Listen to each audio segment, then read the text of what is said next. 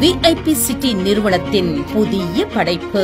கோயம்புத்தூர் காந்திபுரம் பேருந்து நிலையத்திலிருந்து 20 நிமிட பயணத்தில் சூலூர் அப்பநாயக்கன் பட்டியில் சுற்றிலும் ஏராளமான குடியிருப்புகள் நிறைந்த பகுதியில் மிகவும் பிரம்மாண்டமான நுழைவு வாயிலுடன் மிக அகலமான ஸ்டார் சாலைகள், சாலையின் இருபுறமும் மரக்கன்றுகள் நடப்பட்டு சொட்டு நீர் பாசன வசதியும் செய்யப்பட்டுள்ளது.